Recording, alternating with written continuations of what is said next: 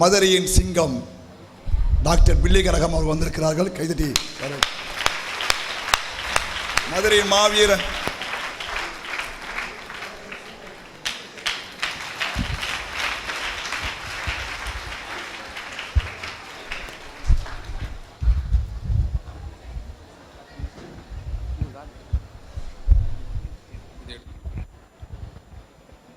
ஜெபிப்போம். அற்பமான வாழ்வு அற்புதமாய் மாற அனைத்தையும் தந்தே நாட்கொள்ளும் தேவா, நான் சிறுகவும் நீர் பெருகவும், நான் சிறுகவும் நீர் பெருகவும், தீபத்தின் திரியாய் எடுத்தாட்கொள்ளும் கல்வாரி சிநேகம் கரைத்திடும் என்னை அல்மனம் மாற்றி கரைந்தோட செய்யும் கல்வாரி சிநேகம். துதிகளின் மத்தியிலே வாசமாயிருக்கிற எங்கள் அன்பின் நேச பிதாவே, இந்த மனமகிழ்ச்சியான நாளுக்காக நன்றியோடு ஸ்தோத்திரிக்கிறோம். அப்பா, மீண்டும் என்னுடைய வாழ்க்கையில் என் ஜீவனை கொடுத்து ஆண்டவரே, இந்த உயிர்த்தெழுந்த நாளினுடைய பண்டிகையினுடைய முதல் ஆராதனையில் உங்களுடைய செய்தியை பகிர்ந்து கொள்ள செய்த கிருபைக்காக நன்றியோடு ஸ்தோத்திரிக்கிறோம் ஐயா. பா, கடந்த ஆண்டுகள் எங்களுடைய வாழ்க்கையிலே மிகவும் வேதனையான நாட்களாக இருந்தாலும் இதில் எல்லாவற்றிலும் எனக்குள் இருக்கவர் பெரியவராக இருந்து என்னை வழிநடத்தினதற்காக நன்றி செலுத்துகிறோம். இந்த நாளில் ஆண்டவரை அடியனை மறைத்து நீர் பேசும் இயேசுவின் மூலம் ஜெபிக்கிறோம் நல்ல பிதாவே, ஆமென். ஆண்டவராய் இயேசு கிறிஸ்துவனுடைய நாமத்தினாலே உங்கள் யாவருக்கும் என் சார்பிலும் என் மனைவின் சார்பிலும் எங்களுடைய ஜே மருத்துவமனையின் சார்பிலும் ஆண்டவருடைய இயேசு கிறிஸ்துவனுடைய உயிர்த்தெழுந்த நாளினுடைய நல் வாழ்த்துதல்களை நான் உங்களுக்கு தெரிவித்துக் கொள்கிறேன். என்னை அன்போடு அழைத்த அருமையான பாஸ்டர் பால் குணசேகரன் அவர்களுக்கும் சபை மக்கள் அனைவருக்கும் பாஸ்டர்மாவுக்கும் எல்லோருக்கும் என்னுடைய நன்றியை தெரிவித்து இன்றைய செய்திக்கு முன்பாக நாம் கடந்து செல்ல ஆசைப்படுகிறேன். யோவான் 20ஆம் அதிகாரம் 15ஆம் வசனத்தை நாம் வாசிக்கிறேன். இயேசு அவளை பார்த்து, ஸ்திரீயே, ஏன் அழுகிறாய், யாரை தேடுகிறாய் என்றார். ஹல்லேலூயா. அவள் அவரை தோட்டக்காரர் என்று எண்ணி, ஐயா, நீர் அவரை எடுத்துக்கொண்டது போனதுண்டானால் அவரை வைத்த இடத்தை எனக்கு சொல்லும், நான் போய் அவரை எடுத்துக்கொள்ளுவேன் என்றாள். யாரை தேடுகிறாய், ஏன் அழுகிறாய்? ஆண்டவரோட முதல் வார்த்தையில் பார்த்தீங்கன்னா, நீ முதல்ல ஏன் அழுகிற, அடுத்ததாக நீ யாரை தேடுகிறாய். இன்றைக்கு நம்முடைய வாழ்க்கையில் நாம் யாரை தேடுகிறவராய் இருக்கிறோம்? நமக்குள்ளே பல ஆண்டுகள் இந்த உயிர்த்தெழுந்த பண்டிகையை நாம் கொண்டாடி கொண்டிருக்கிறோம். எத்தனை பேர் இங்கே 10 வருஷமாக நான் உயிர்த்தெழுந்த பண்டிகை கொண்டாடி கொண்டிருக்கிறேன் சொல்கிறவங்கெல்லாம் கை தூக்குங்க, நல்லா கை தூக்குங்க. அதிகமான மக்களை தேவன் இங்கே காட்டி கொண்டிருக்கிறார். ஆனால் இன்றைக்கும் நம்முடைய வாழ்க்கையில் இந்த இயேசுவை தேடிக்கொண்டிருக்கிறோமா அல்லது நம் வசம் வைத்திருக்கிறோமா? தேடிக்கொண்டிருக்கிறவங்க எல்லாம் ஒரு அலையிலேயே சொல்லுங்க. இன்னும் தேடிட்டு இருக்கீங்க, உங்கள் வசமாக வச்சுக்கல. எவ்வளோ ஜாக்கிரதையாக இருக்கிறீங்க பார்த்தீங்களா, மாட்டிக்கிட்டீங்க. நீங்கள் இயேசுவை உங்களுடைய வசமாக வைத்துக் கொண்டிருக்கிறீர்கள், ஆனால் இன்னும் தேடிக்கொண்டிருக்கிறவர்கள் அநேகராக நாம் இருக்கிறோம். நம்ம வாழ்க்கையில் நாம் இயேசுவை தேடிக்கொண்டிருக்கிறோமா அல்லது இயேசுவை நாம் அவர் வைத்த இடத்தை இன்னும் அறியாதவர்களாக இருக்கிறோமா அல்லது அவருடைய வாக்குத்தத்தத்தை அவர் சொன்ன அந்த தீர்க்க தரிசனம் அது நிறைவேறினது என்று சொல்லி யூதர்களுக்கு நன்றாக தெரிந்தது. மத்தேயு எழுதின சுவிசேஷம் 27ஆம் அதிகாரம் 63ஆம் வசனத்தை நீங்கள் வாசிக்கிற பொழுது, அது ஆண்டவனே, அந்த எத்தன் உயிரோடு இருக்கும் பொழுது 3 நாளைக்கு பின் எழுந்திருப்பேன் என்று சொன்னது எங்களுக்கு ஞாபகம் இருக்கிறது. எங்களுக்கு ஞாபகம் இருக்கு. நம்ம பகைவனுக்கு தெரியும், ஆனா சாத்தானுக்கும் அது போல தெரியும் இயேசு உயிர் தெழுவார் என்று. ஆனா நமக்கு தான் இன்னும் தெரியல இயேசு உயிர் தெழுவார் என்று சொல்லி. அதனாலதான் நம்ம இன்னும் இயேசுவை தேடிக்கொண்டிருக்கிறோம். பல ஆண்டுகளாக நம்ம உயிர் தெழுந்த பண்டிகையை நாம் கொண்டாடி கொண்டிருக்கிறோம். ஆனால் இன்னும் இயேசுவை நாம் தேடிக்கொண்டிருக்கிறவர்களாக இருக்கிறோம். எவ்வளோ ஒரு வேதனையான விஷயம் தெரியுமா? ஆண்டவரை தேடிக்கொண்டிருக்கிறீர்களா, அல்லது ஆண்டவரை உங்களுக்குள்ளே அவரை ஏற்றுக்கொண்டு அவர் உங்களில் வாசமாக இருக்கிறாரா? எது உண்மை? அதுதான் இன்றைய செய்தியினுடைய ஆழத்தின் தலைப்பு. நீ இன்னும் யாரை தேடிக்கிட்டு இருக்க? ஒருவேளை ஒரு பரம்பரை கிறிஸ்தவனாக இருக்கிற நீ இன்னும் ஆண்டவரை இயேசுவை தேடிக்கொண்டிருக்கிறாயா? அல்லது உன் வாழ்க்கையில் இயேசு உன்னுடைய காரியங்களில் எல்லாம் மேற்போட்டு கொண்டு அவர் உன்னோடு வாழ்ந்து கொண்டிருக்கிறாரா? எது உண்மை? நம்ம யாரை தேடிக்கொண்டிருக்கிறோம்?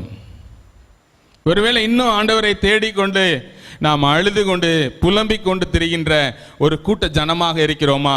அல்லது இவர் நிச்சயமாகவே உயிர் தெழுந்தார் என்ற யோபு சொன்னானே, என் மீட்பர் உயிரோடு இருக்கிறார், அவரை நான் என் சொந்த கண்களால் காண்பேன், என்னுடைய அந்நிய கண்களால் அல்ல என் சொந்த கண்களால் காண்பேன் என்று சொன்னானே, அதுபோல நாம் சொல்லிக் கொண்டிருக்கிறோமா? எப்படி என்ற வார்த்தையை நாம் வாழ்ந்து கொண்டிருக்கிறோம் என்பதை குறித்து நாம் சற்று ஆழமாக சிந்திக்கலாம் என்று நினைக்கிறேன். இன்றைக்கு ஆண்டவரை நீங்கள் தேட வேண்டும் என்றால் 3 காரியங்களை நீங்கள் உங்களுக்குள்ளாக செய்ய வேண்டும். அது என்னவென்றால், முதலாவது உன் பாவத்தை விட்டு நீ விலக வேண்டும். அவர் தெய்வம் என்று நீ அறிக்கை செய்ய வேண்டும். மூன்றாவதாக உன் இருதயத்தை நீர் அவருக்கு கொடுக்க வேண்டும் என்று வேதம் தெளிவாக சொல்கிறது. You have to accept him as God, renounce him as your savior and give your heart to the Lord. இந்த 3 காரியங்களை நீங்கள் தேவனுக்கு செய்தீர்களானால் அவரை தேடுவதிலே உங்களுடைய நோக்கம் வெற்றியடைய என்று வேதம் தெளிவாக சொல்கிறது. முதலாவதாக பாவத்தை உங்களை விட்டு விலக்க வேண்டும். Turn away from your sin. இரண்டாவது, renounce that he is your God. அவரை நீங்கள் அறிக்கை பண்ண வேண்டும். மூன்றாவதாக உங்களுடைய இருதயத்தை நீங்கள் அவருக்கு கொடுக்க வேண்டும். இன்றைக்கு அநேக மக்கள் அவங்களுடைய வாழ்க்கையில நிம்மதி இல்லை என்று சொல்லி அலைந்து ஓடிக்கொண்டிருக்கிறார்கள். அதெல்லாம் விட்டுட்டு சிலர் பாத யாத்திரையாக செல்கிறார்கள். சிலர் தங்களை வருத்தி கொண்டு, நான் பழனி, மதுரை மாவட்டத்தில் அப்பொழுது பழனி எங்களோடு இருந்தது. பழனி அந்த ஊர், அதனுடைய கடைசி எல்லை வரைக்கும் என்னுடைய கட்டுப்பாட்டில் இருந்தது. ஒரு 10 கிலோமீட்டர் தான் அந்த ஊர் அந்த பக்கம் ஒரு நகராட்சியில் இருந்தது. இப்போ பார்த்தீங்கன்னா அந்த பங்குனி மாதம் சொல்லி வருகின்ற மாதத்தில் அவங்க படுற வேதனைகளை பார்த்தாலும், ஆனாலும் அவர்களை ரட்சிக்கக்கூடிய தேவன் அங்கே இல்லை. அல்லேலூயா. ஆனால் நம்முடைய தேவன் உயிர் தெழுந்து இன்றைக்கும் ஜீவிக்கிற தேவன். அல்லேலூயா. ஆமாம், அது எவ்வளோ பெரிய பாக்கியம் நமக்கு. நம்முடைய வாழ்க்கையிலே இயேசு உயிர் தெழுந்தார் என்று சொல்றதை விட அவர் இன்றைக்கும் ஜீவித்து கொண்டிருக்கிறார் என்று சொல்லுகிறோம். அல்லேலூயா. ஆமாம், அவர் இன்றைக்கும் ஜீவிக்கிற தேவனாக இருக்கிறார். சில பேருடைய வாழ்க்கையில் அவங்க ரொம்ப கஷ்டப்பட்டு அவங்க தேடியும் அவங்களுக்கு பலன் கிடைக்கவில்லை. ஆனால் உன்னையும் என்னையும் மீட்பதற்கு இயேசு நம்மை தேடி வந்தார். அல்லேலூயா. அவர் நம்மை தேடி வந்த தேவன். ஆனால் நம்ம இன்னைக்கு வாழ்க்கையில் எவையிலெல்லாம் தேடுகிறோம், எதை தேடக்கூடாதோ அதைத்தான் நாம் தேடிக்கொண்டிருக்கிறோம். ஆண்டவரை தேடதை விட்டுட்டு முதலாவதாக நாம் யாரை தேடுகிறோம் என்பதில் நீதிமொழிகள் 29:26, நீதிமொழிகள் 29:26, ஆளுபவனுடைய முகவரியை தேடுகிறவர்கள் அநேகர், ஆனாலும் அவனவனுடைய நியாயம் கர்த்தராலே தீரும். ஆளுபவனுடைய முகவரி. இன்னைக்கு பொலிட்டீஷியன்ஸ், அரசியல்வாதி பின்னால இன்றைக்கு உங்களுக்கு ஒரு வேலை வேணுமா, இங்கிருந்து நம்ம அவரை தேடி ஓடுறோம்.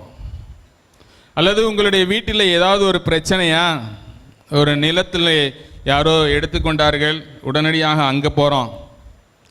ஒருவன் எனக்கு பணம் தரவில்லை, அல்லது என் வாழ்க்கையில் எனக்கு தொந்தரவு செய்து கொண்டிருக்கிறான், அங்கே ஓடுறோம். டிரான்ஸ்ஃபர் வேணும், அங்கே ஓடுறோம். ஆனால் யாரும் தேவனிடத்தில் நின்று ஜெபிப்பது கிடையாது. கர்த்தருக்கு முக்கியத்துவம் கொடுத்து நீங்கள் அந்த காரியத்தை செய்து பாருங்கள். கர்த்தர் பெரிய காரியங்களை உங்களுடைய வாழ்க்கையில் செய்வார். ஆளுபவனுடைய முகவரியை தேடி நாம் ஓடுகிறோம். ஒருவேளை இந்த அரசியல்வாதி எனக்கு ஏதாவது தீமையை செய்து விடுவானோ என்று சொல்லி அவனை நம்பி நாம் ஓடிக்கொண்டிருக்கிறோம். ஆனால் நம்முடைய வாழ்க்கையில் நாம் யாரை தேடி ஓடணும்? இந்த அரசியல்வாதி அல்ல, கர்த்தரையே தேடி ஓட வேண்டுமாய் நாம் ஜெபிக்கணும். கர்த்தரிடத்தில் நாம் ஜெபிக்கணும். அப்போ தான் அந்த காரியம் சித்தியாகும்.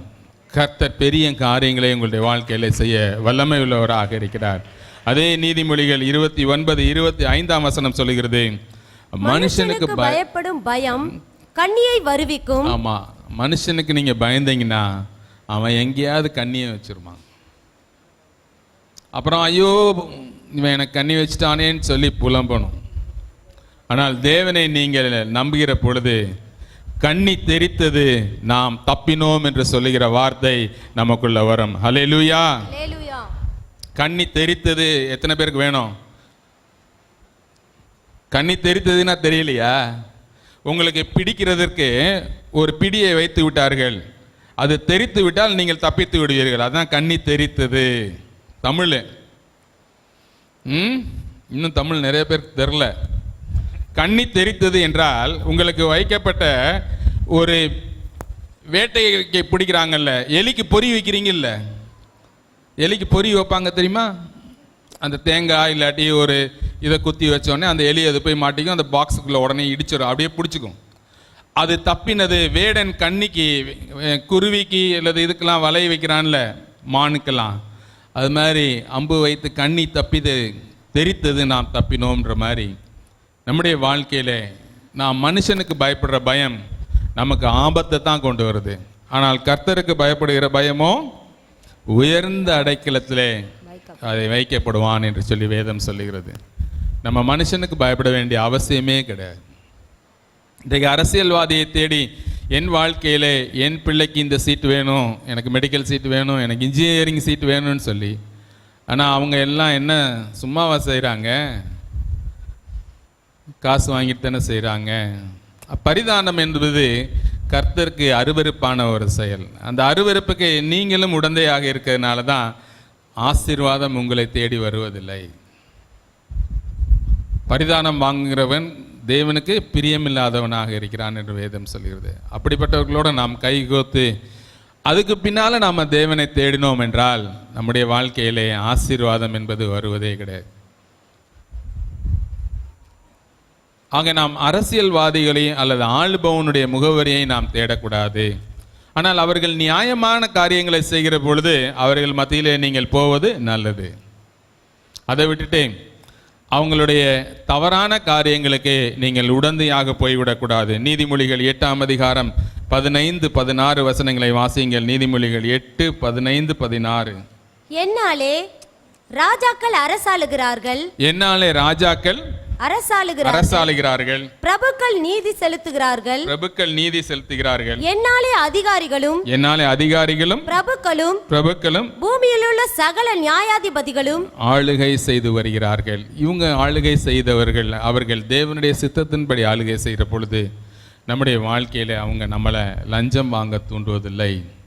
ஆகவே நாம் நம்முடைய வாழ்க்கையில குறுக்கு வழியில போய் இந்த அரசியல்வாதியை தேடுறதை விட நேர்வழியாகிய கர்த்தரை நாம் பற்றி கொள்ளும் பொழுது கர்த்தர் நம்மை உயர்ந்த அடைக்கலத்திலே வைப்பேன் என்று சொல்கிறார். அல்லேலூயா.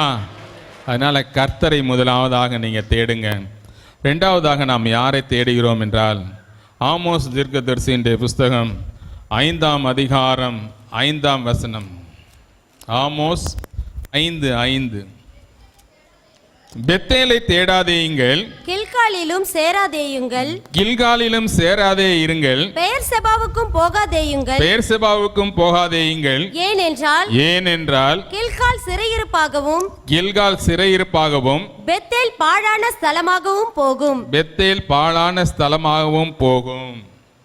இந்த பெத்தேல் என்றால் அது தேவனுடைய வீடு என்று சொல்லி அதனுடைய அர்த்தம் சொல்லுகிறது. இந்த பெத்தேலை குறித்து சொல்லுகிற பொழுது தேவனுடைய ஜனங்கள் ஆறுதல் பெறுவதற்காக பெத்தேலுக்கு போவார்கள் என்று சொல்லி அங்கே சொல்லப்படுகிறது வேதத்திலே. ஆனால் அதே போல கில்கால் என்றால் யோர்தானை யோசுவா கடந்து வந்து அங்கே முதல் பஸ்காவை புசித்தது அங்கேதான். கில்கால் என்றால் சுற்றி சுற்றி என்ற அர்த்தமாம். அந்த சுற்றி என்பது விருத்த சேதனம் பண்ணுகிற மக்களை குறிக்கிறது. இந்த விருத்த சேதனம் என்பது அதை சுற்றி, நம்மை சுற்றி, அதான் அந்த கில்கால் என்பதற்கு பொருள். அவர்கள் அங்கேதான், கில்காலில் தான் அவர்கள் முதலாவதாக அவர்கள் பஸ்காவை புசித்தார்கள். அதே ஆமோஸ் 4 அதிகாரம் 4 சொல்லுகிறது, ஏன் பெத்தேலுக்கு போகக்கூடாது என்று சொல்லி. பெத்தேலுக்கு போய் துரோகம் பண்ணுங்கள். பெத்தேலுக்கு போய் யாருக்கு துரோகம் பண்றாங்களா? ஆண்டவருக்கு துரோகம் பண்றாங்க. கில்காலில் போய் துரோகத்தை பெருக பண்ணி, கில்காலுக்கு போனால் துரோகத்தை பெருக பண்ணி, காலைதோறும் உங்கள் பலிகளையும் 3ஆம் வருஷத்திலே உங்கள் தசம பாகங்களையும் செலுத்தி புளித்த மாவுள்ள ஸ்தோத்திர பலியோட தூபம் காட்டி உற்சாக பலிகளை கூறி தெரியப்படுத்துங்கள். இஸ்ரவேல் புத்திரரே இப்படி செய்வதே உங்களுக்கு பிரியம் என்று.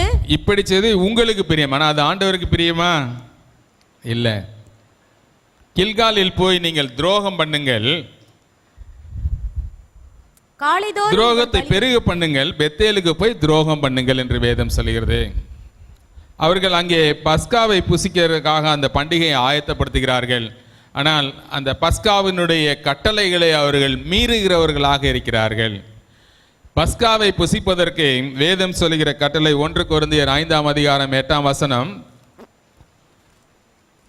புளிப்பில்லாத அப்பம் ஆதலால் பழைய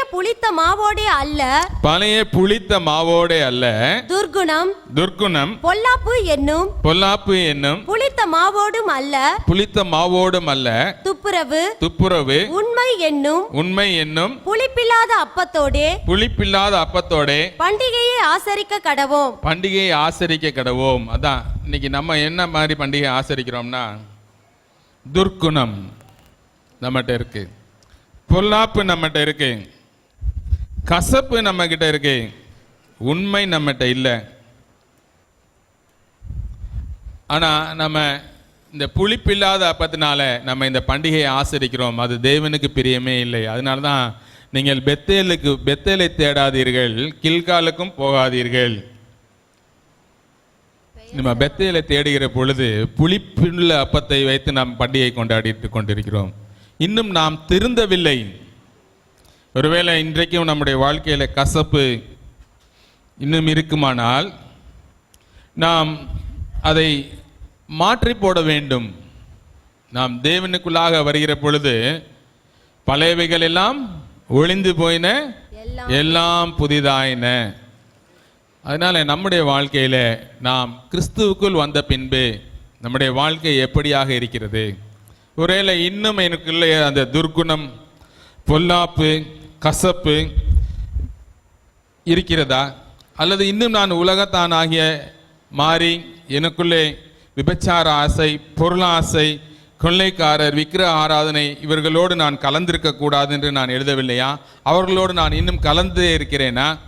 நான் எப்படிப்பட்ட ஒரு வாழ்க்கை வாழ்கிறேன்? இன்னும் வாழ்க்கையிலே துன்மார்க்கத்தை கடைபிடித்து விட்டு ஆண்டவருடைய ஆலயத்துக்கு வந்து அவருக்கு தசமபாகத்தை கொடுத்து விட்டு அவருக்கு புளிப்பு உள்ள அப்பத்தை கொடுத்து அவருக்கு நான் பலி செலுத்தி கொண்டிருக்கிறேன். நான் என் வாழ்க்கையில் இருக்கிற இந்த புளிப்பான துர்க்குணம், பொல்லாப்பு, அசுத்தம், உண்மையற்ற ஒரு நிலைமை, இவைகளெல்லாம் இன்னைக்கு நான் மாற்றப் போகிறேன். அதுதான் ஆண்டவர் சொல்றார் நம்மளை பார்த்து, நீங்கள் பெத்தேலை தேடாதீங்கள். பெத்தேலில் இருக்கிற மக்கள் எனக்கு துரோகம் பண்ணின மக்கள். நாமும் துரோகம் பண்ணுகிற மக்களாக இருக்கிறோமா? எப்படிப்பட்ட வாழ்க்கை நாம் வாழ்ந்து கொண்டிருக்கிறோம்? ஒருவேளை இன்றைக்கு நம்முடைய வாழ்க்கையிலே இன்னும் நாம் துரோகம் பண்ணி கொண்டிருப்போம். ஆனால் இந்த உயிர்த்தெழுந்த நாளிலே நாம் நம்மை ஆராய்ந்து பார்க்க கடவோம். ஒருவேளை இன்னும் பெத்தேலுக்கு போய் துரோகம் பண்ணுகிற மக்களாக, தேவனுக்கு துரோகம் பண்ணுகிற மக்களாக, அல்லது கில்காலுக்கு போய் இன்னும் துரோகத்தை பெருக பண்ணுகிற மக்களாக, ஒரு மாற்றத்தை ஏற்படுத்தாத ஒரு வாழ்க்கை இன்னும் வாழ்ந்து கொண்டிருக்கிறோமா? எப்படிப்பட்ட வாழ்க்கை நாம் வாழ்ந்து கொண்டிருக்கிறோம் என்பதை சற்று யோசித்து பார்க்க வேண்டும். மக்களே, அருமையான ஜனமே, கர்த்தர் நம்மோடு பேசி கொண்டிருக்கிறார். அவர் உயிர்த்தெழுந்ததனுடைய நோக்கம் என்ன?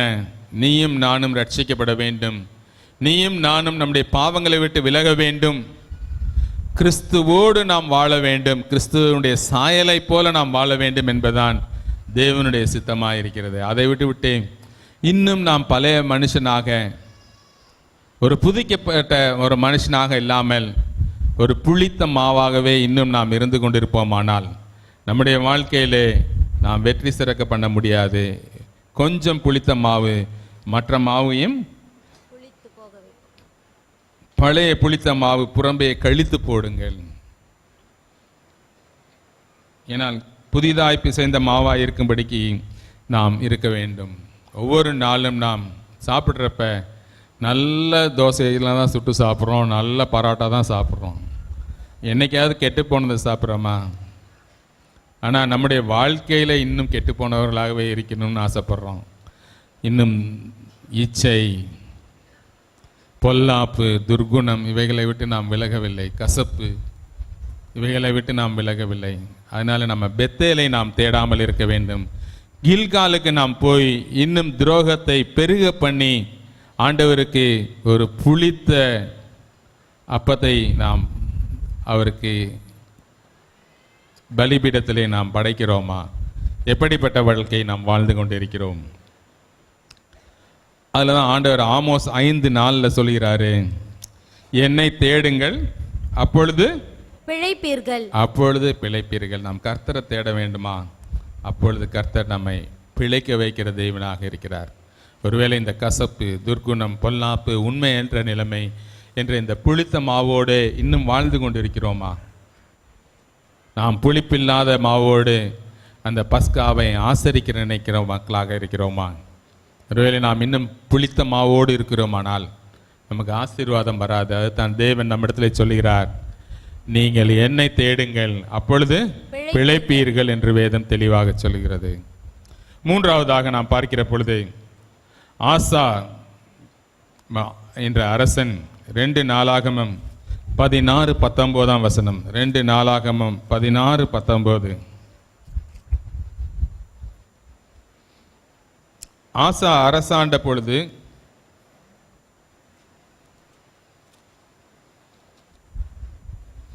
ஆசா அரசாண்ட 39ஆம் வருஷத்திலே தன் கால்களில் வியாதி கண்டு அவன் நோவு மிகவும் முக்கியமாய் இருந்தது. அவன் தன் வியாதியிலும் கர்த்தரை அல்ல பரிகாரிகளையே தேடினான்.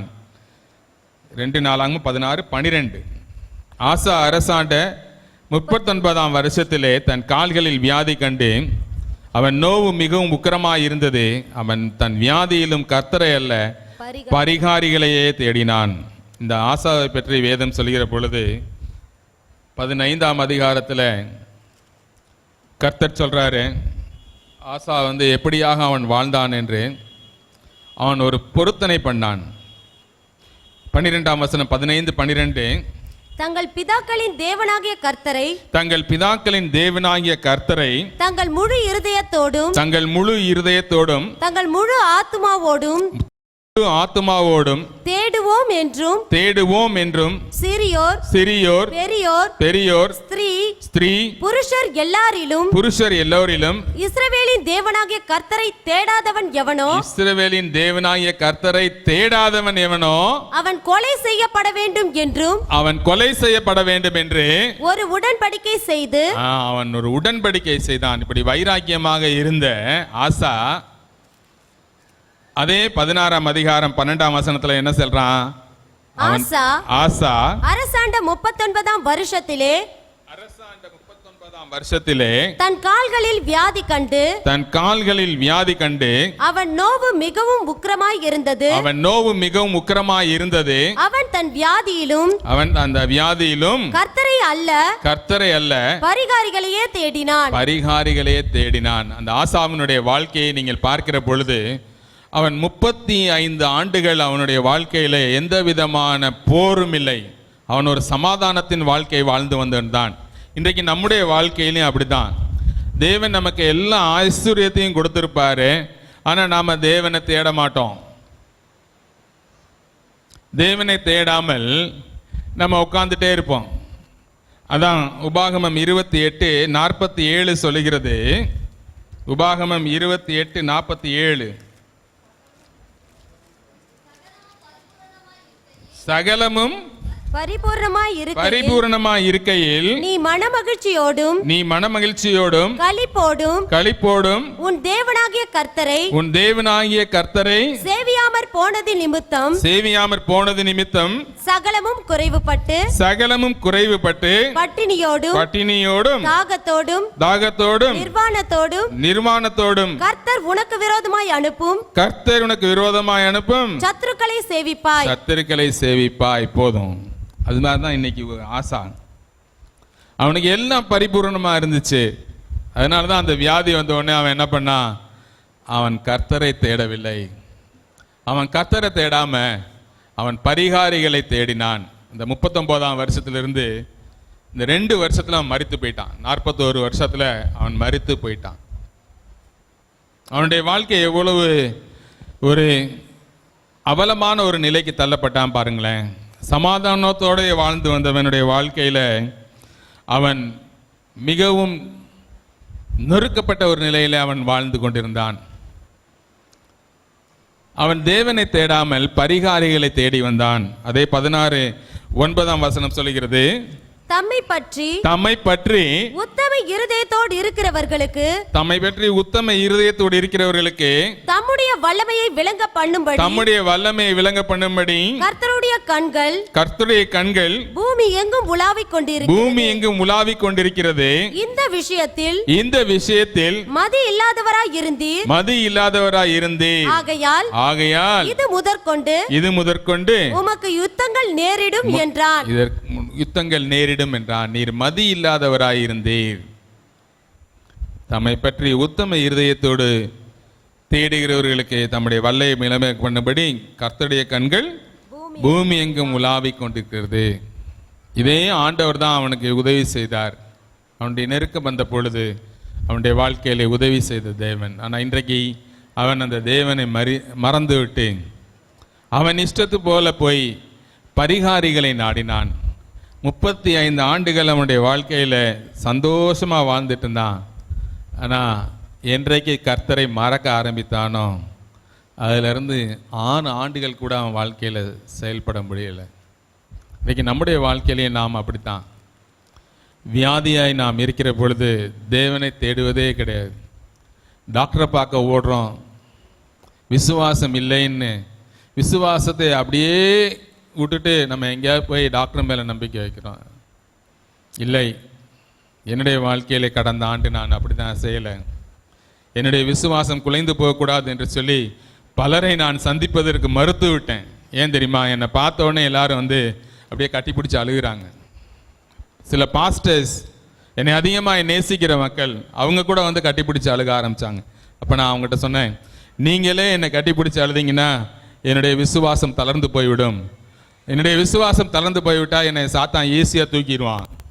அதனால் தயவுசெய்து என்னுடைய விசுவாசத்தை குலைப்பதற்காக நீங்கள் யாரும் வராதிங்க, நீங்கள் எனக்காக ஜெபம் பண்ணுங்கன்னு சொல்லி 2 பேருக்கு மாத்திரம் நான் அனுமதி வழங்கினேன். அது ஒன்று பாஸ்டர் பால் குணசேகரன், இன்னொன்று ஜேம்ஸ் மனோகரன் அவர்கள். இவங்க 2 பேரை தான் நான் சந்தித்தேன். ஏன்னா அவங்க 2 பேரும் தான் எனக்குள்ள என்னுடைய விசுவாசத்தை தூண்டிவிட்டு கொண்டே இருந்தார்கள்.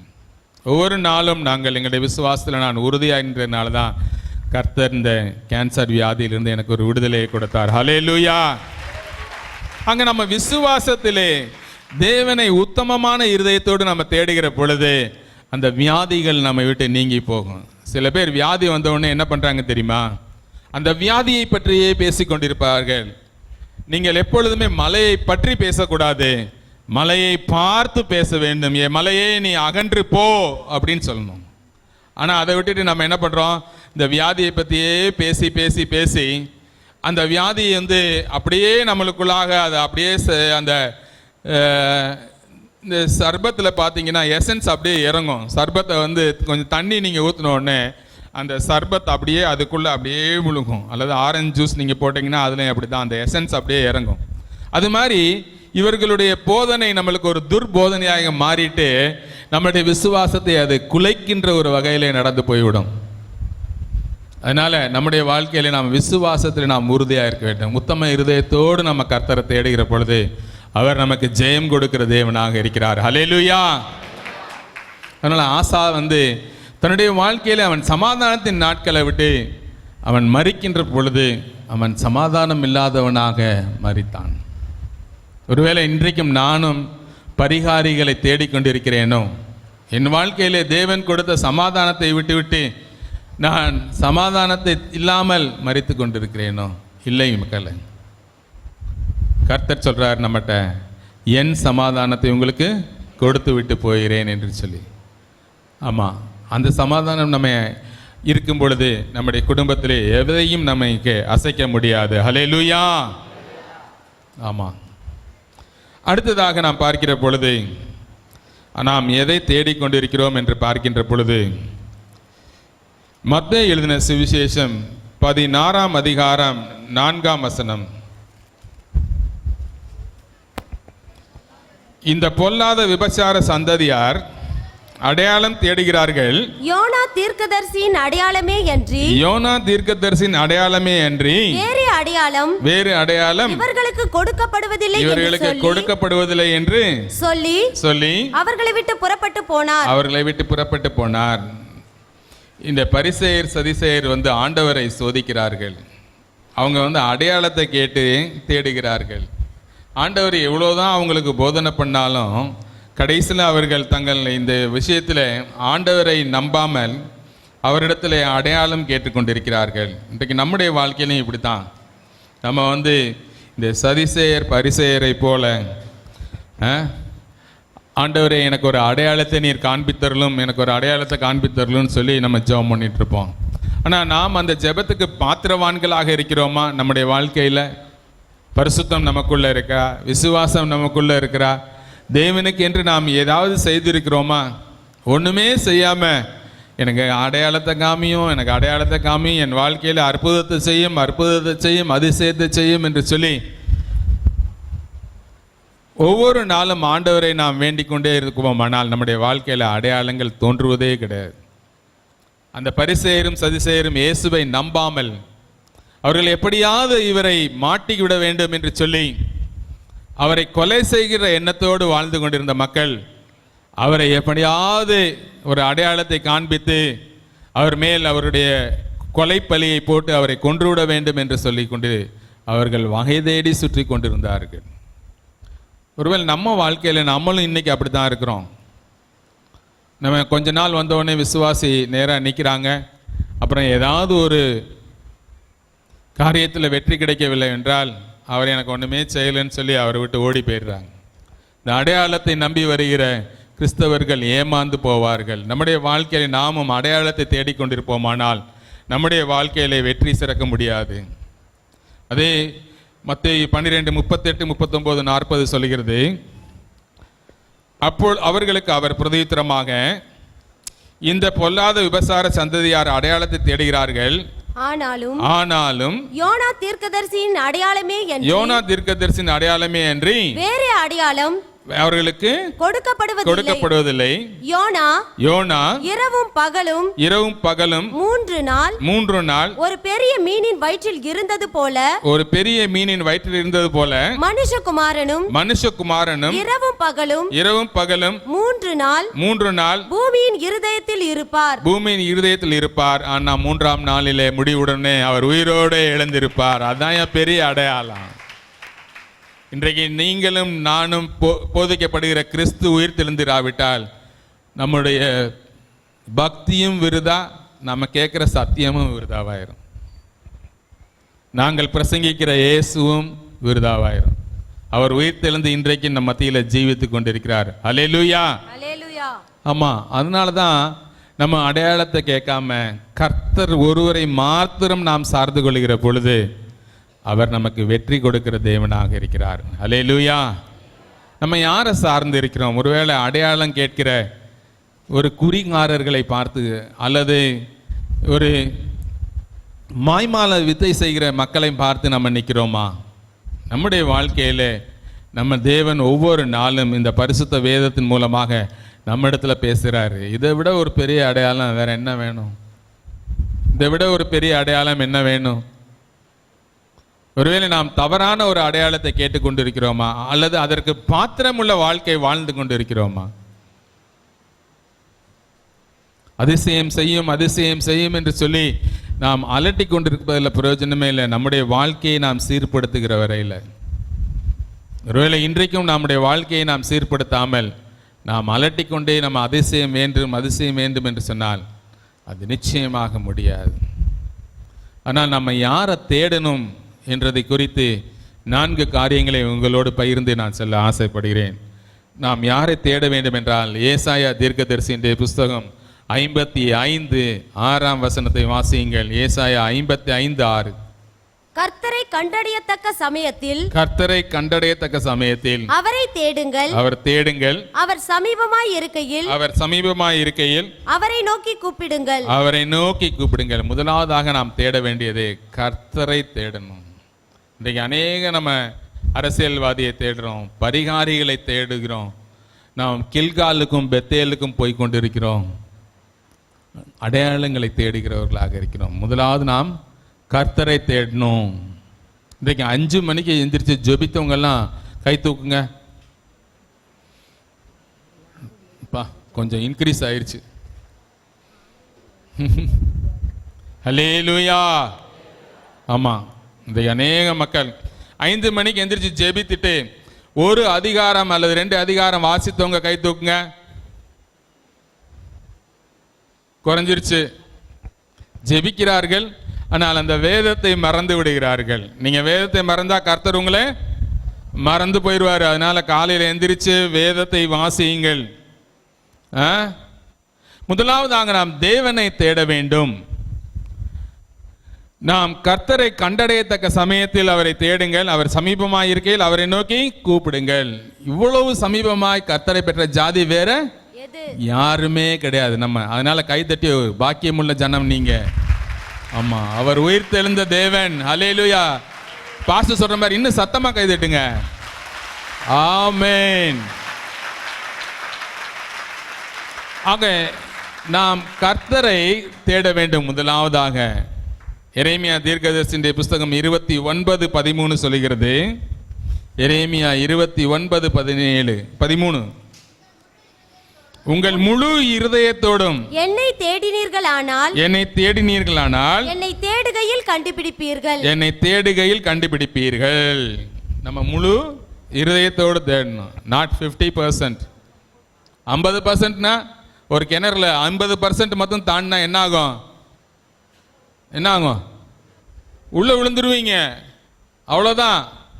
ஆனா தேவனை தேடுறப்ப மொத்தம் 10 நிமிஷம் தேடிட்டு ஓடிடுறது. அது என்ன? முழு உள்ளத்தோடு நீங்க தேடணும், முழு இருதயத்தோடும் தேடணும். இன்றைக்கு அநேகருடைய வாழ்க்கையில தேவன் ஒன்றை தான் கேட்கிறார், உன் இருதயத்தை என்னிடத்தில் தா. அதான கேட்குறாங்க. ஆனா பல மதங்கள் தங்களுடைய வாழ்க்கையில அவர்கள் எவ்வளவுதான் அவங்க கஷ்டப்பட்டாலும் அவங்களுடைய வாழ்க்கையில அவர்களுக்கு அவங்க என்னத்தை தான் கொடுத்தாலும், கொண்டு போய் பாலம் பாலமாக தங்கத்தை இறக்குனாலும் அவங்களுக்கு பாவ மன்னிப்பு நிச்சயம் இருக்கா? இல்லை இல்லை. கோடி கோடியாக கொட்டி கொடுத்தாலும் அவர்களுக்கு ஒன்றுமே கிடைக்காது. ஆனா உன்கிட்ட கேட்கறது ஆண்டவர் என்னத்தை கேட்கிறார் தெரியுமா? உன் இருதயத்தை தான் சொல்றாரு. ஹல்லேலூயா. ஒரு மனுஷனுடைய இருதயம், ஒவ்வொருத்தரும் உங்களுடைய கையை இப்படி வைங்களேன், அந்த அளவு தான் இருக்கும். இது எவ்வளோ பெருசு! நீ கோடி கணக்கில் கொடுக்குற காசை விட இது எவ்வளோ சின்னது பார்த்தீங்களா? ஆனால் அது ஒரு நாள் நின்று போனால் உன் வாழ்க்கை போச்சு. ஆக நம்ம இருக்கின்ற நாட்களில் நாம் கர்த்தரை கூப்பிடாமல், உத்தம இருதயத்தோடு அவரை தேடாம, முழு இருதயத்தோடு அவரை தேடாம நாம பார்ட்டா தேடிட்டு இருந்தோம்னா வாழ்க்கையில முன்னேறவே முடியாது. ஆக நாம் முழு இருதயத்தோடு தேடணும். அப்ப முழு இருதயத்தோடு நாம் தேடுகிற பொழுது கர்த்தர் நமக்கு பலன் அளிக்கிற தேவனாக இருக்கிறார். சங்கீதம் 34:4 சொல்லுகிறது, நான் கர்த்தரை தேடினேன், அவர் என்னுடைய எல்லா பயத்துக்கும் என்னை நீங்களாக்கி விட்டார். அதே சங்கீதம் 10 சொல்லுகிறது, சிங்கக்குட்டிகள் சிங்கக்குட்டிகள் தாழ்ச்சி அடைந்து பட்டினியாய் இருக்கும். சிங்கக்குட்டிகள் தாழ்ச்சி அடைந்து பட்டினியாய் இருக்கும். கர்த்தரை தேடுகிறவர்களுக்கோ கர்த்தரை தேடுகிறவர்களுக்கோ ஒரு நன்மையும் குறைவும் ஒரு நன்மையும் குறைபடாது. ஆமா, நம்ம கர்த்தரை தேடுற பொழுது நமக்கு பயம் என்கிற ஒரு நிலைமையே இருக்காது.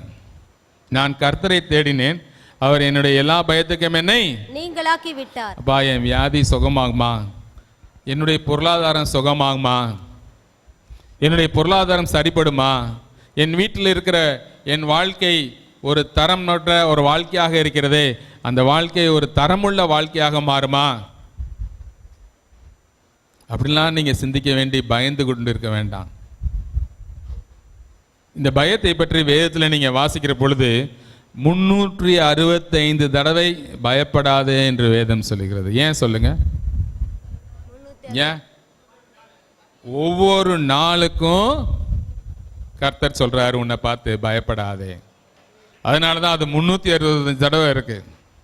இந்த தேவனை தேடு என்ற வார்த்தை 296 தடவை பைபிள்ல இருக்கு. இந்த தேவனை தேடாதே என்ற வார்த்தை 5 15 தான் இருக்கு. ஆக நம்ம தேவனை தேட வேண்டும், பயப்படாமல் இருக்கணுன்றதுக்கு வேதத்திலே அநேக உதாரணங்கள் இருக்கிறது. 365 நாளும் கர்த்தர் சொல்றாரு, உங்களை பார்த்து பயப்படாதே என்று சொல்லி. அதுபோல கர்த்தரை தேடுகிறவர்களுக்காக சிங்கக்குட்டிகள் தாழ்ச்சி அடைந்து பட்டினியா இருக்கும். கர்த்தரை தேடுகிறவர்களுக்கோ ஆமா, ஒரு நாளும் நன்மை குறைவே படாது. இந்த உயிர்த்தெழுந்த இயேசுனுடைய இந்த நாளில் நான் சொல்றேன், நீங்க கர்த்தரை தேடுகிற பொழுது சிங்கக்குட்டிகள் கூட தாழ்ச்சி அடைந்து பட்டினியா இருக்கும், ஆனா அவரை தேடுகிற உங்களுக்கு ஒரு நன்மையும் குறைபடாது. ஹல்லேலூயா. ஆக நம்ம கர்த்தரை தேடணும். அவர் கண்டடையத்தக்க சமயத்தில் அவரை தேடுங்கள். அவர் சமீபமாக இருக்கையில் அவரை நோக்கி கூப்பிடுங்கள். கர்த்தர் உன் பக்கத்தில் தான் நிற்கிறாரு. ஆனால் சில பேர் ஓடி ஓடி கும்பிடுவாங்க.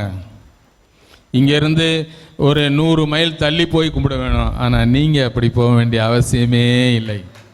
அல்லேலூயா. ஏன்னா அவர் உயிர் தெழுந்தார், அவர் உனக்குள்ளே வாசம் பண்ணுகிற தேவனாக இருக்கிறார். அல்லேலூயா.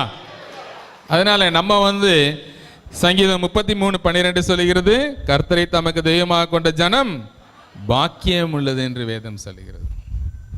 ஆமா, அவரை நம்ம தெய்வமாக ஏற்றுக்கொண்டிருக்க நாம் பாக்கியம் உள்ள ஒரு ஜனமாக இருக்கிறோம். சங்கீதம் 119:2 சொல்லுகிறது, சங்கீதம் 119:2,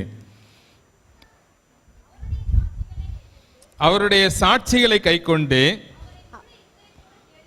அவருடைய முழு இருதயத்தோடும் தேடுகிறவர்கள் பாக்கியவான்கள். பாக்கியவான்கள். எத்தனையோ சாட்சிகள் இதில் இருக்கே, அவருடைய சாட்சி, அதை நாம் கைக்கொண்டு அவரை முழு இருதயத்தோடும் தேடுகிறவர்கள் பாக்கியவான்கள். அப்ப நம்ம முழு இருதயத்தோடும் அவரை தேடணும். அப்ப நம்ம அவரை முழு இருதயத்தோடும் தேடாவிட்டால் அன்றைக்கு ஆசாவை போல நாம் மதியற்றவர்களாக போயிடும். அவன் உத்தம இருதயத்தோடும் முழு இருதயத்தோடும் அவன் தேவனை தேடல. ஒருவேளை நீங்க இன்றைக்கு உங்க வாழ்க்கையில தேவனை முழு இருதயத்தோடும் தேடுகிறவர்களாக இருக்கிறீர்களா, அல்லது நீங்கள் தேவனை எப்படி தேடிக்கொண்டிருக்கிறோம்? இன்னும் தேடிக்கிட்டே இருக்கிறோமா? முழு இருதயத்தோடு தேடணும். அவரை அதிகாலையிலே தேடணும். அதிகாலையில் என்னை தேடுகிறவர்கள் என்னை கண்டடைவார்கள் என்று வேதம் சொல்லுகிறது. ஆக அதிகாலையில் இன்னும் தேடணும். நம்ம அவர் பிதாவை தேடின நாட்களும் அதிகாலையிலே அவர் ஜெபம் பண்ணுகிறவராக இருந்தார். இருட்டோடு எழுந்து போய் அவர் ஜெபம் பண்ணுகிறவராக இருந்தார் என்று வேதம் சொல்லுகிறது. ஆக நம்ம அதிகாலையில் தேவனை தேடணும். இவ்வளவு சமீபமாய் கர்த்தரை நமக்கு பெற்றுக்கொண்டிருக்கிற ஜாதியாகிய நாம் தான் பாக்கியம் உள்ளவர்கள். இரண்டாவதாக நாம் என்ன தேட வேண்டும் என்று சொல்லி பார்க்கிற பொழுது, கொலோசியர் எழுதின புஸ்தகம் 3ஆம் அதிகாரம் 1ஆம் வசனம். கொலோசியர் 3:1, நீங்கள் கிறிஸ்துவுடனே கூட எழுந்ததுண்டானால் கிறிஸ்து தேவனுடைய வலது பாரிசத்தில் வீற்றிருக்கும் இடத்திலுள்ள மேலானவைகளை தேடுங்கள். நம்ம இப்ப என்னத்தை தேடுறோம்? மேலானவைகளை தேடுறதே கிடையாது. இந்த வசனத்தை திருப்பி படிங்க. நீங்கள் கிறிஸ்துவுடனே கூட எழுந்ததுண்டானால், கிறிஸ்து எதில் எழுந்திருக்கிறாரு? உயிர்த்தெழுந்திருக்கிறார். ஹல்லேலூயா. ஆமா, அவர் உயிர்த்தெழுந்தது உண்மையானால் நீங்களும் அதை விசுவாசிக்கிறவர்களாக இருந்தால் நீங்க என்னத்தை தேடணும்? மேலானவைகளை நாடுங்கள், தேடணும். நம்ம மேலானவைகளை தேடுறோமா? இல்ல, நம்ம இப்ப எல்லாம் கீழானதை தேடிட்டு இருக்கிறோம். சண்டை போடுறது, சர்ச்சில் வந்து நம்ம பார்க்கறதே கிடையாது, யாரோடையாவது இருந்தா பேசுறதே கிடையாது. சில பேர் கம்யூனியன் சர்வீஸ் வந்தோடனே ஒரு சபைக்கு நான் சென்றிருந்தேன். அந்த சபையில் வந்து அவர்கள் ஒருவருடைய கால்களை சுத்தம் பண்ணி கொண்டிருக்கிறார்கள். உங்கள் சபையில் அப்படி பண்ணீங்கன்னா எப்படியும் ஒரு அரை நாள் போயிடும். ஆனால் அது மனத்தாழ்மையை காட்டுகிறது. ஆனால் நம்முடைய வாழ்க்கையில் நாம் மனத்தாழ்மையோடு இருக்கிறோமா? ஒருவரை ஒருவர் அன்போடு விசாரிக்கிறவர்களாக இருக்கிறோமா? சில பேர் பேசிக்குவாங்க, என்னென்னா இந்த இன்னைக்கு போய் நற்கரணை விருந்து வேறு வச்சுட்டாரு, அவளோட போய் நான் எப்படி பேசுறது, அவருக்கு முன்னால் நான் எப்படி போய் முட்டி போட்டு நான் நற்கரணை வாங்கிறதுன்னு சொல்லி. இதுதான் கிறிஸ்தவ அன்பா? இல்லை இதுதான் நாம் மேலாக தேடுகிற மேலானவைகளை தேடுறதா? எது மேலானவைகளை நாம் தேடணுமா? நாம் பூமியில், 2ஆம் வசனம் சொல்லுது, பூமியில் உள்ளவைகளை அல்ல மேலானவைகளையே நாடுங்கள். மேலானவைகளே நாடுங்கள். இன்றைக்கு அநேகர் வந்து மேலானவைகளை நாடணும். நம்முடைய வாழ்க்கையில மேலானவைகளை அவர்கள் நாட வேண்டும் என்று சொல்லி அவர்கள் நாம் தேடணும். பூமியில் உள்ளவைகளை அல்ல, மேலானவைகளே நாடுங்கள். மேலானவைகளை பற்றி சொல்லுகிற பொழுது 4ஆம் வசனம் சொல்லுகிறது, 5ஆம் வசனம், ஆகையால் விபச்சாரம், அசுத்தம், மோகம், துர்இச்சை, விக்கிரக ஆராதனையான பொருளாசை ஆகிய இவைகளை பூமியில் உண்டு பண்ணுகிற உங்கள் அவயவங்களை அழித்து போடுங்கள். அதான் நம்ம பூமியில நம்மை பாவத்திற்குட்படுத்துகிற இந்த காரியங்கள் நம்ம வாழ்க்கையில் இருந்தால் அவைகளை பூமியில என்ன பண்ணுங்க? அழித்து போடுங்கள். உன் கண் சரியாக இருந்தால்தான் உன்னுடைய இருதயமும் சரியா இருக்கும். உன் கண் ஆமா, நீ பார்க்கிற பார்வையிலே தெரியுது பாவம். அன்றைக்கு தாவீது ராஜா சும்மா இருந்திருந்தான்னா அவன் ஒண்ணுமே இல்லை. அவன் மேல போயிட்டு அவன் கீழே பார்த்தான், மாட்டிட்டான். அதனால நம்ம மேலானவைகளை தேடணும். அவன் கீழானவையை பார்த்தா மாட்டிட்டான். அதனால மேலானவைகளை நாம் நாடணும். உன் கண் கெட்டு போனதா இருந்தால் உன் இருதயமும் கெட்டுப்போம். ஒவ்வொரு கண் உனக்கு தவறான காரியத்தில் நீ பார்க்குறேன்னா அந்த கண்ணை எடுத்துடணுமா? ஒரு கை தவறான காரியத்தை பிடிக்குதுன்னா அந்த கை எடுத்துடலாம். நீ ஒற்றை கையனாய் பரலோகத்தில் பிரவேசிப்பதை காட்டிலும் இரட்டை கையனாய் நீ நரகத்துக்கு போவது நலமில்லை. ஹல்லேலூயா. ஆமா, நீங்க நரகத்துக்கு போன்றது எங்களுடைய ஆசை அல்ல, தேவனுடைய ஆசையும் அது அல்ல.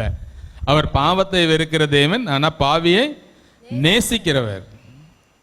ஒருவராகிலும் கெட்டு போகாமல் நித்திய ஜீவனை அடையும்படிக்கு அவரை தந்தரலி இவ்வளவாய் உலகத்தில் அன்பு கூர்ந்த தேவன். ஹல்லேலூயா.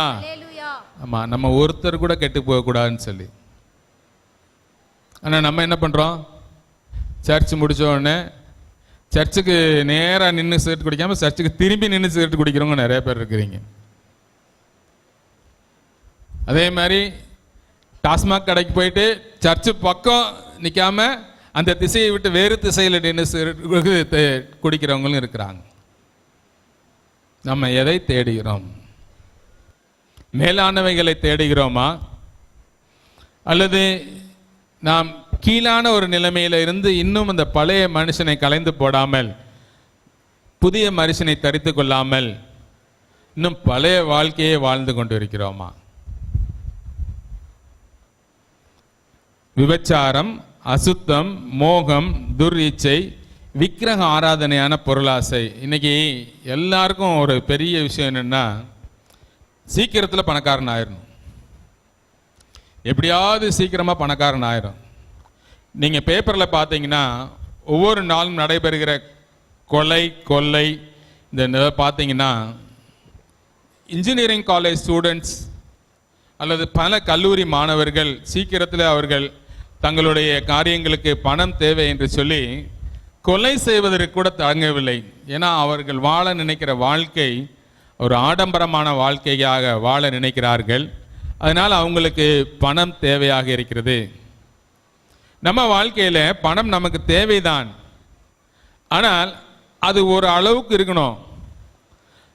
போதும் என்ற நம்முடைய பக்தியை விட அதான் சிறந்த ஆதாயம் என்று வேதம் சொல்லுகிறது. இந்த பண ஆசை என்ன பண்ணுதுன்னா 1 தீமோத்தேயு 6ஆம் அதிகாரத்தில் நான் வாசிக்கிற பொழுது, பண ஆசை எல்லா தீமைக்கும் வேறாய் இருக்கிறது, சிலர் அதை இச்சித்து விசுவாசத்தை விட்டு வழுவி அநேக வேதனைகளாலே தங்களை உருவ குத்தி கொண்டிருக்கிறார்கள். இதுதான் இந்த பண ஆசை தான் நமக்கு ஒரு பெரிய பிரச்சனையா இருக்கு. அதை விட ஒரு பெரிய பிரச்சனை என்னன்னா, பிலிப்பியர் 2ஆம் அதிகாரம் 4ஆம் வசனம் சொல்லுகிறது. பிலிப்பியர் 2:4, அவனவன் தனக்கானவைகளை அல்ல பிறருக்கானவைகளையும் நோக்குவானாக. ஆமா, நம்ம இன்னும் 21 சொல்லுகிறது. அதே இதுல 2:21, மற்றவர்கள் எல்லாரும் கிறிஸ்து இயேசுவுக்குரியவைகளை தேடாமல் தங்களுக்குரியவைகளையே தேடுகிறார்கள். சுயம் இன்னும் ஒன்றிருந்து சாகல. நான் நல்லா இருக்கணும், என் பிள்ளை நல்லா இருக்கணும், என் குடும்பம் நல்லா இருக்கணும் அப்படின்றது இன்னும் உங்க கூட இருக்கு.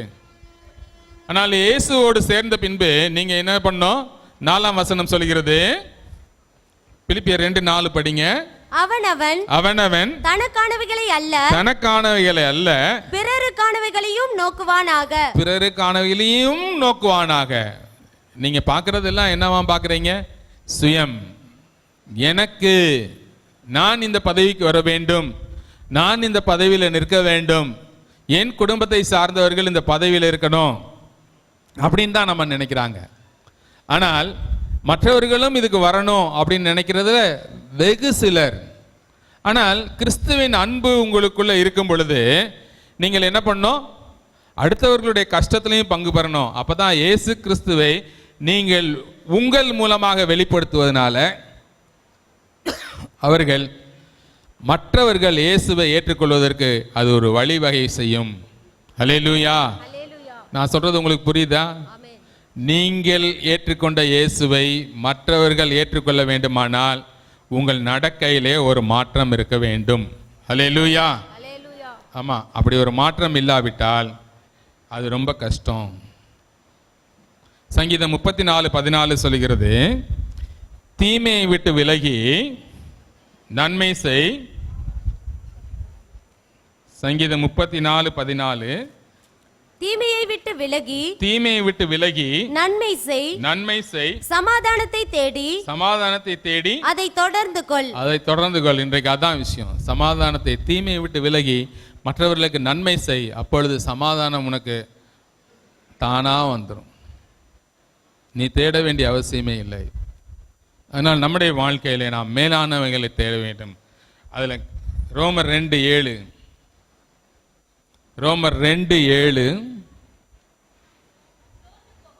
சோர்ந்து போகாமல் நற்கிரியைகளை செய்து மகிமையிலும் கனத்தையும் அழியாமையையும் தேடுகிறவர்களுக்கு நித்திய ஜீவனை அளிப்பார். ஆமா, நம்ம சோர்ந்து போகாமல் நன்மை செய்கிற பொழுது மகிமையையும் கனத்தையும் அழியாமையும் தேடுகிறவர்களுக்கு நித்திய ஜீவனை அவர் அளிப்பார்.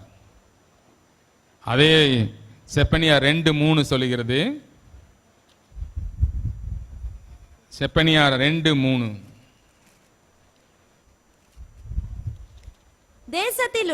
தேசத்தில் உள்ள எல்லா சிறுமையானவர்களே கர்த்தருடைய நியாயத்தை நடப்பிக்கிறவர்களே அவரை தேடுங்கள் நீதியை தேடுங்கள் மனத்தாழ்மையை தேடுங்கள் அப்பொழுது ஒருவேளை கர்த்தருடைய கோபத்தின் நாளிலே மறைக்கப்படுவீர்கள். அவர் என்னத்தை உங்கள்கிட்ட கேட்கிறாரு? மனத்தாழ்மையாய் தேடுங்கள், மனத்தாழ்மையோடு இருங்கள் சொல்றாரு. ஆகவே நீதியை தேடுங்கள், கர்த்தருடைய நீதியை நீங்கள் தேடுங்கள். செப்பனியா 2:3 தேசத்தில் உள்ள எல்லா சிறுமையானவர்களே கர்த்தருடைய நியாயத்தை நடப்பிக்கிறீர்களே நீதியை தேடுங்கள், மனத்தாழ்மையை தேடுங்கள். முதல்ல நீதியாய் நடப்பதற்கு தேடுங்க. மனத்தாழ்மை வேணும். ஒருவருக்கொருவர் தாழ்மை உள்ளவர்களாக இருக்கணும். நான் பெரியவன் என்ற நிலை இன்னும் இருக்குமானால் நம்முடைய வாழ்க்கையில வெற்றி சிறக்க பண்ண முடியாது. ஹல்லேலூயா. ஆமா, நீங்கள் மனத்தாழ்மை இல்லாம ஒருவருக்கொருவர் அன்பாக இருக்க முடியாது. ஏனால் அன்பு சகலத்தையும் தாங்கும், சகலத்தையும் சகிக்கும். ஒருத்தர் உங்களை திட்டினா கூட அது தாங்கும், சகலத்தையும் சகிக்கும். கிறிஸ்துவனுடைய அன்பு உங்களுக்குள்ள இருக்கும் பொழுது அது உங்களை நெருக்கி ஏவி கொண்டு இருக்கும். ஆனால் அந்த அன்பு உங்களிடத்துல இல்லாவிட்டால் பல காரியங்களில் ஒரு சின்ன வார்த்தை சொன்னால் கூட அதை தப்பாக தேடிக்கிட்டு இருக்குதுங்க. அதனால நீங்கள் மேலானவைகளை தேட வேண்டுமாக. மூன்றாவதாக மத்தேயு எழுதின சுவிசேஷம் 6:33 சொல்லுகிறது, முதலாவது தேவனுடைய ராஜ்யத்தையும் அவருடைய நீதியையும் தேடுங்கள், அப்பொழுது இவைகள் எல்லாம் உங்களுக்கு கூட கொடுக்கப்படும். அடுத்து நீங்க கவலை, உங்க வாழ்க்கையில நீங்க கவலைங்கிறதே விட்டுறணும். அதான் 6:27-28 சொல்லுகிறது, கவலைப்படுகிறதுனாலே உங்களில் எவன் தன் சரீர அளவோடு ஒரு முழத்தை கூட்டுவான் உடைக்காகவும் நீங்கள் கவலைப்படுகிறது என்ன? காட்டு புஷ்பங்கள் எப்படி வளருகிறது என்று கவனித்து பாருங்கள். அவைகள் உழைக்கிறதும் இல்லை நூற்கிறதும் இல்லை என்றாலும் சாலமோன் முதலாய் தன் சர்வ மகிமையிலும் அவைகளில் ஒன்றை போலாகிலும் உடுத்தி இருந்ததில்லை என்று உங்களுக்கு சொல்லுகிறேன். இன்னைக்கு நீங்க கவலைப்படுறதுனால என்ன பிரயோஜனம்? ஒண்ணுமே இல்லை. முதலாவது தேவனுடைய ராஜ்யத்தை, கர்த்தரை தேடுங்கள், அப்பொழுது இவைகள் எல்லாம் உங்களுக்கு கூட கொடுக்கப்படும். இதை தேடாம இருக்கிறவங்க யாருன்னா அஞ்ஞானிகள். இதை 32ஆம் வசனம், இவைகள் எல்லாம் 31 இருந்து படிங்க. ஆகையால் எண்ணத்தை உண்போம், எண்ணத்தை குடிப்போம், எண்ணத்தை உடுப்போம் என்று கவலைப்படாதிருங்கள். இவைகளை எல்லாம் அஞ்ஞானிகள் தேடுகிறார்கள். இவைகளை எல்லாம் உங்களுக்கு வேண்டியவைகள் என்று பரமபிதா அறிந்திருக்கிறார். அதனால நீங்க கவலைப்பட வேண்டிய அவசியமே இல்லை. எத்தனை பேர் கவலைப்படுறீங்க? கவலை 2 பேருக்கு தான் இருக்கு போல, மற்றவங்கலாம் ரொம்ப சந்தோஷமா இருக்கிறீங்க. ஹல்லேலூயா. கவலை இல்லாம இருக்கிறவங்க எல்லாம் கை தட்டுங்க. கவலையோட இருக்கிறவங்க உங்க கவலை மாறுவதற்கு கை தட்டுங்க. இன்னும் சத்தமா மாத்துங்க. அப்பதான் இந்த உயிர்த்தெழுந்த நாளினுடைய பண்டிகையினுடைய முழு ஆசீர்வாதம் உங்களுக்கு வரும். அல்லேலூயா. உங்கள் கவலை கண்ணீரை மாற்றுகிற தேவன் நமக்கு உண்டு. ஆமா, அதனால நம்ம கவலைப்பட வேண்டிய அவசியமே இல்லை. அதனால் முதலாவது நம்ம தேவனுடைய ராஜ்யத்தை தேடுகிற பொழுது அவை நமக்கு கூட கொடுக்கப்படும். அதனால கவலைப்பட வேண்டாம். ஒருவேளை என் குடும்பத்தில் பிரச்சனைகள் இருந்து கொண்டிருக்கிறது, எனக்கும் என் உறவினர்களுக்கும் தகராறு நடந்துகிட்டே இருக்கு, என்னுடைய பிஸ்னஸ் சரியா இல்லை, என்னுடைய பொருளாதாரம் சரியில்லை, என்னுடைய பிள்ளைக்கு திருமணம் ஆகவில்லை, அவனுக்கு ஒரு நல்ல படிப்பு இல்லை என்று சொல்லி கவலைப்பட்டு கொண்டிருக்கிறீர்களோ, இன்றைக்கு நான் சொல்றேன், நீங்கள் முதலாவது தேவனுடைய ராஜ்யத்தை தேடுங்கள், அப்பொழுது இவைகள் எல்லாம் உங்களுக்கு கூட கொடுக்கப்படும். ஹல்லேலூயா. இந்த உயிர்த்தெழுந்த நாளில் கர்த்தர் நம்மோடு சொல்லுகிற வார்த்தை தான், முதலாவது தேவனுடைய ராஜ்யத்தை தேடுங்கள், அப்பொழுது இவைகள் எல்லாம் உங்களுக்கு கூட கொடுக்கப்படும். 4வதாக நாம் பார்க்கிற பொழுது எபிரேயர் 11ஆம் அதிகாரம் 6ஆம் வசனத்தை வாசியுங்கள். எபிரேயர் 11:6. விசுவாசம் இல்லாமல் தேவனுக்கு பிரியமாய் இருப்பது கூடாத காரியம். ஏனென்றால் தேவனிடத்தில் சேருகிறவன் அவர் உண்டென்றும் அவர் தம்மை தேடுகிறவர்களுக்கு பலன் அளிக்கிறவர் என்றும் விசுவாசிக்க வேண்டும். அவர் தம்மை தேடுகிறவர்களுக்கு பலன் அளிக்கிறவர் என்றும் விசுவாசிக்க வேண்டும். அதே மத்தேயு எழுதின சுவிசேஷம் 8ஆம் அதிகாரம் 8, 9, 10 வசனங்கள். 100க்கு அதிபதி பிரதியுத்தரமாக ஆண்டவரே நீர் என் வீட்டுக்குள் பிரவேசிக்க நான் பாத்திரன் அல்ல ஒரு வார்த்தை மாத்திரம் சொல்லும். இன்னைக்கு அப்படிதான் நம்மளும் ஜெபம் பண்றோம். அல்லேலூயா. அவன் தன்னை தாழ்த்துகிறான் ஆண்டவருக்கு முன்பாக. அவன் விசுவாசத்துல உறுதியாக இருக்கிறான். அப்பதான் அவன் சொல்றான், ஆண்டவரே நீர் என் வீட்டிற்கு வருவதற்கு நான் பாத்திரன் அல்ல, ஆனால் நீர் ஒரு வார்த்தை சொல்லும், என் வேலைக்காரன் சொஸ்தமாவான். இன்னைக்கு நம்ம அப்படி சொல்றோமா? இல்ல, ஆண்டவரே வாரும் சொல்றோம். அதை குறித்து வேதம் சொல்லுகிறது. ஆண்டவர் அவரை பார்த்து சொல்றாரு அந்த 10ஆம் வசனத்துல, இயேசு இதை கேட்டு ஆச்சரியப்பட்டு தமக்கு பின் செல்லுகிறவர்களை நோக்கி இஸ்ரவேலருக்குள்ளும் நான் இப்படிப்பட்ட விசுவாசத்தை காணவில்லை என்று மெய்யாகவே உங்களுக்கு சொல்லுகிறேன். அவன் தன்னுடைய விசுவாசத்தில் வைராக்கியமாக இருந்தான். ஏன்னா அவன் தாழ்மையுள்ளவனாக இருந்தான். அவன் சொல்றான், நான் ஒருவனை வா என்றால் வருகிறான், போவென்றால் போகிறான், ஆனாலும் நீர் என் வீட்டிற்கு வருவதற்கு நான் பாத்திரன் அல்ல. நம்ம எத்தனை பேர் இப்படி வைராக்கியத்தோடும் மனத்தாழ்மையோடும் தேவனுக்கு முன்பாக நடந்து கொள்கிறோம்? ஒருவரும் இல்லை. அப்பதான் நம்ம விசுவாசத்தோட நம்ம கேட்கிறப்ப, தம்மை தேடுகிறவர்களுக்கு அவர் பலனளிக்கிறார் என்று விசுவாசிக்க வேண்டும். அதுதான் விசுவாசம். 2வது நாங்கள் பார்க்கிற பொழுது லூக்கா எழுதின சுவிசேஷம் 8ஆம் அதிகாரம் 43, 44. லூக்கா 8, 43, 44.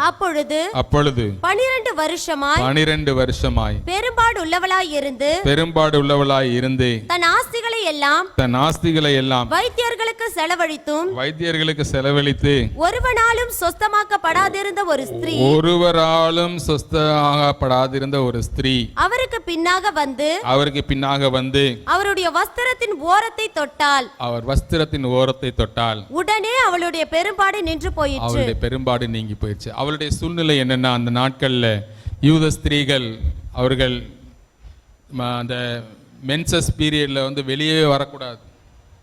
ஆனால் அவள் தடைகளை தாண்டி, நான் இயேசுவிடத்தில் போனால் என் வாழ்க்கையில ஒரு சொஸ்தம் உண்டாகும் என்று சொல்லி அவள் அங்க வந்து விசுவாசத்தோட தொடுறா. இன்னைக்கு நம்ம எத்தனை பேர் தடைகளை தாண்டி போறோம்?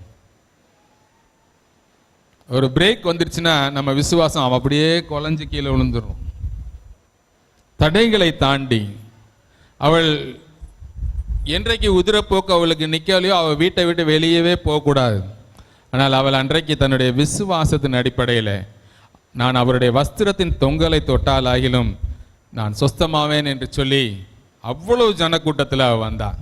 வந்து தொட்டால் சுகம் பெற்றாள். இன்றைக்கு நாமும் நம்முடைய தடைகளை நீக்கி விசுவாசத்தோடு கர்த்தரை தொடுகிற பொழுது கர்த்தர் நமக்கு சுகமளிக்க வல்லமையுள்ளவராக இருக்கிறார். கடைசியாக லூக்கா எழுதின சுவிசேஷம் 5ஆம் அதிகாரம் 12, 13. பின்பு அவர் ஒரு பட்டணத்தில் இருக்கையிலே குஷ்டரோகம் நிறைந்த ஒரு மனிதன் இயேசுவை கண்டு முகம் குப்புற விழுந்து ஆண்டவரே உமக்கு சித்தமானால் என்னை சுத்தமாக்க உம்மாலே ஆகும் என்று அவரை வேண்டிக் கொண்டான். அவர் தமது கையை நீட்டி அவனை தொட்டு எனக்கு சித்தம் உண்டு சுத்தமாக என்றார். உடனே குஷ்டரோகம் அவனை விட்டு நீங்கிற்று. ஹல்லேலூயா. ஆண்டவருக்கு ஒவ்வொரு வியாதியையும் சுகமாக்குகிறதுக்கு அவருக்கு சித்தம் உண்டு. ஹல்லேலூயா. நம்ம விசுவாசத்தோடு அவரை தேடணும். நம்முடைய விசுவாசம் அவர் குறைந்து போனால் நம்முடைய வாழ்க்கையில வெற்றி சிறக்கவே முடியாது. கடைசியாக அவர் அந்த உயிர்த்தெழுந்த நாளில் அவர் சொன்ன வசனத்தை நான் வாசித்து இந்த செய்தியை முடிக்கலாம் என்று நினைக்கிறேன். மார்க்கு 16:17 விசுவாசிக்கிறவர்களால் நடக்கும் அடையாளங்கள். என் நாமத்தினாலே பிசாசுகளை துரத்துவார்கள், நவமான பாஷைகளை பேசுவார்கள், சர்ப்பங்களை எடுப்பார்கள்,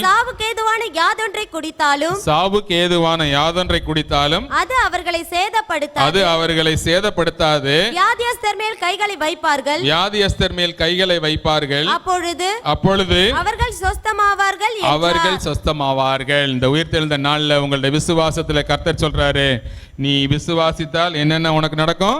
பிசாசுகளை துரத்துவார்கள், நவமான பாஷைகளை பேசுவார்கள், சர்ப்பங்களை எடுப்பார்கள், சாவுக்கு ஏதுவான யாதொன்றை கொடுத்தாலும் அது அவர்களை சேதப்படுத்தாது, நீங்கள் வியாதியஸ்தர் மேல் கைகளை வைப்பீர்கள், அப்பொழுது அவர்கள் சொஸ்தமாவார்கள். கைதட்டுங்கப்பா, இது எவ்வளவு பெரிய ஆசீர்வாதம்!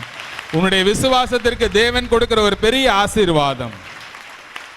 நம்ம எல்லாம் ஒரு நிமிடம் எழுந்து நிற்போம்.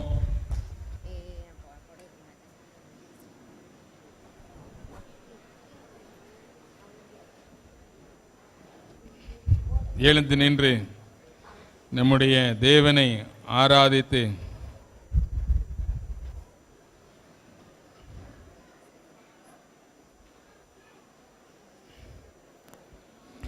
உயிர்த்தெழுந்தாரே, அல்லேலூயா, ஜெயித்தெழுந்தாரே, உயிருடன் எழுந்த மீட்பரேசன் சொந்தமானாரே.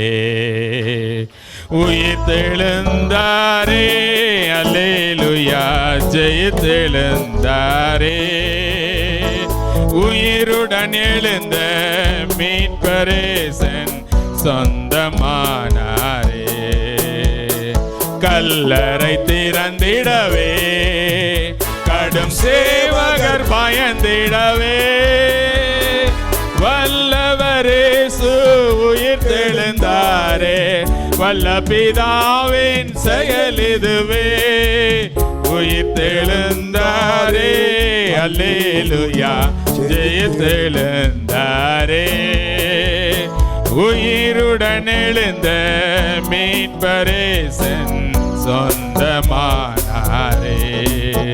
உயிர்த்தெழுந்தாரே, மரித்தவர் மத்தியிலே ஜீவதேவனை தேடுவாரோ, நீதித்தவர் மத்தியிலே ஜீவதேவனை தேடுவாரோ, நீதியின் அதிபதி உயிர்த்தெழுந்தாரே, நித்திய நம்பிக்கை பெருகிடுதே. நீதியின் அதிபதி உயிர்த்தெழுந்தாரே, நித்திய நம்பிக்கை பெருகிடுதே. உயிர்த்தெழுந்தாரே, அல்லேலூயா, ஜெயித்தெழுந்தாரே, உயிருடன் எழுந்த மீட்பரேசன் சொந்தமானாரே. உயிரோடு எழுந்தவரே, உம்மை ஆராதனை செய்கிறோம். கரங்களை உயர்த்தி ஜீவனின் அதிபதியே, உம்மை ஆராதனை செய்கிறோம். உயிரோடு எழுந்தவரே, உம்மை ஆராதனை செய்கிறோம். ஜீவனின் அதிபதியே, உம்மை ஆராதனை செய்கிறோம்.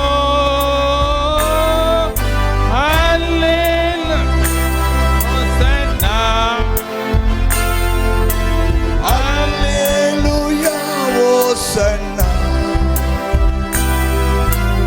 அல்லேலூயா, ஹோசன்னா,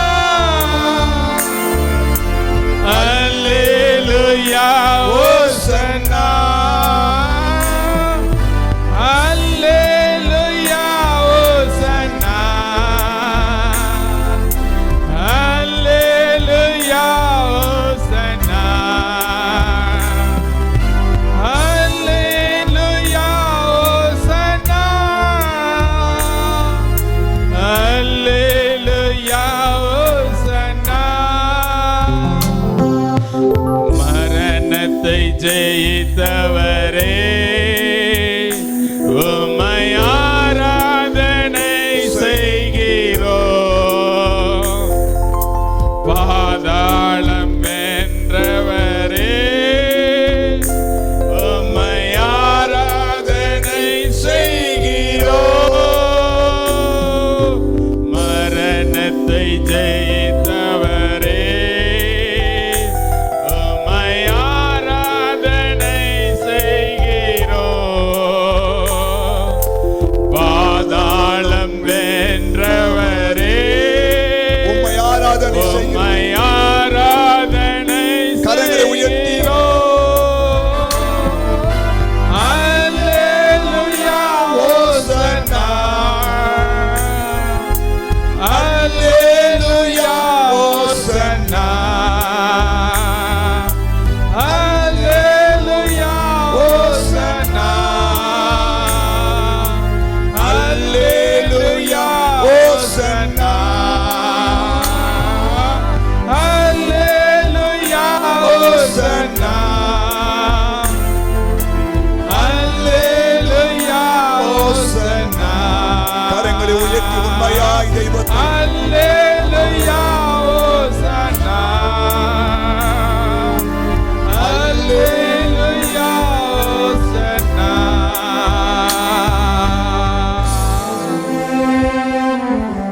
பரலோகத்தின் பிதாவே, உம்முடைய குமாரன் இயேசுவின் நாமத்திலே உமக்கு நன்றி சொல்லுகிறோம். எங்கள் ஆண்டவர் இயேசு உயிர்த்தெழுந்த இந்த நாளை நாம் இன்னும் ஆராதிக்க, இன்னும் புதிய பலனை பெற்றுக்கொள்ள, ஒரு புதிய ஆசீர்வாதத்தை பெற்றுக்கொள்ள, ஒரு புதிய நம்பிக்கையை பெற்றுக்கொள்ள, ஒரு புதிய விசுவாசத்தை பெற்றுக்கொள்ள நீர் எங்களுக்கு கொடுத்த கிருபைகளுக்காய் ஸ்தோத்திரம். பழையவன் எல்லாம் ஒளிந்து போயின, எல்லாம் புதிதாயின. இந்த வார்த்தை மடி நீர் எங்களுக்கு கொடுத்த இந்த வருஷத்தின் வாக்குதத்தின்படி ஆண்டவரே, ஜெயம் கொள்ளுகிறவன் எல்லாவற்றையும் சுதந்தரிப்பான். வார்த்தை இந்த வருஷம் தேவனுடைய பிள்ளைகளுக்கு ஒரு ஜெயத்தின் ஆண்டாக உம்முடைய உயிர்த்தெழுதல் இருக்க வேண்டும் என்று நான் ஜெபம் பண்றேன். வந்த ஒவ்வொரு மக்களையும் ஆசீர்வதியும். இந்த 2016 வருஷம் உம்முடைய உயிர்த்தெழுந்த வல்லமையின் ஆண்டாக இது இருந்து அந்த உயிர்த்தெழுந்த இயேசுவின் மகிமையை இந்த பிள்ளைகள் காண உதவி செய்யும். ஆசீர்வதியும். நல்ல சுகத்தையும் பலத்தையும் ஜீவனையும் தீர்க்காயுசை கூடும். வியாதிகள், பலவீன, பிசாசின் கிரிகள் உயிர்த்தெழுந்த இயேசுவின் நாமத்தில் விலகுவதாக. சமாதானத்தை கெடுக்கிற, சந்தோஷத்தை கெடுக்கிற, சுகத்தை கெடுக்கிற சத்துரு விலகட்டும். கர்த்தருடைய உயிர்த்தெழுந்த ஆவியானவர் பெரிய காரியங்களை செய்யும். இந்த நாளிலிருந்து இருந்து இந்த பிள்ளைகள் ஒரு உயிர்த்தெழுந்த வல்லமையை அனுபவிக்க ஆவியானவரே உதவி செய்யும். ஆண்டவராகிய இயேசு கிறிஸ்து மூலம் ஜெபிக்கிறோம் நல்ல பிதாவே. என் ஆத்துமாவே கர்த்தரை ஸ்தோத்திரி.